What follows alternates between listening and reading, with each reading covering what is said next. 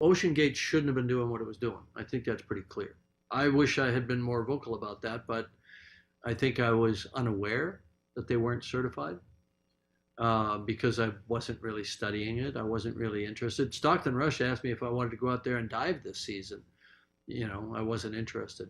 There was a lot of concern about this outfit and this sub.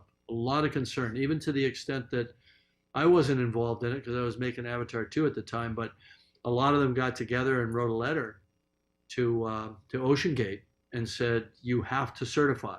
You cannot take people down. It's irresponsible, and it could lead to catastrophe. Monday morning, when I first found out about the incident, got on a whole bunch of calls and emails. It's a small community.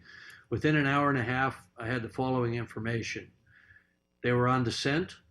They were at 3,500 feet. They lost comms and tracking. The last one being the critical one, because the transponder that's used to track a sub during descent and on the bottom is a fully autonomous system.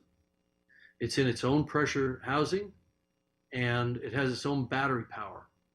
So for them to lose comms and tracking at the same time, sub was gone.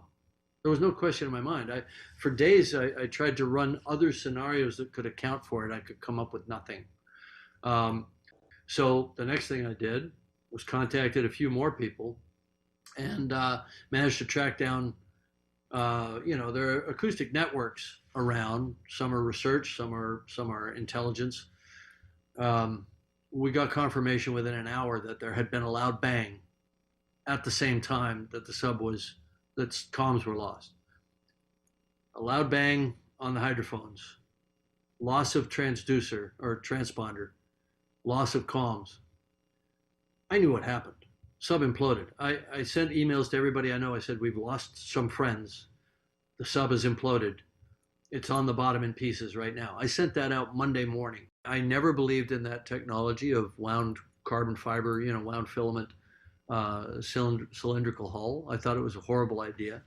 I wish I'd spoken up, but I assumed somebody was smarter than me, because I'd never experimented with that technology, but it just sounded bad on its face because we make pressure hulls out of contiguous material, steel, titanium, ceramic, acrylic. And so you can model it, you can do finite element analysis of it. And, you understand the yield properties, you understand the number of cycles that it can take. But you can't do that with a composite material because it's two dissimilar materials, sort of bonded together.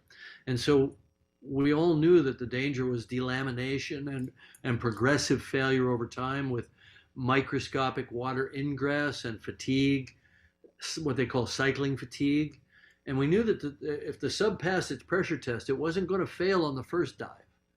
It might fail on dive 7, or I don't know what they're at, but it's going to fail over time, which is insidious. You don't get that with steel or with titanium. Now there's one wreck lying next to the other wreck for the same damn reason.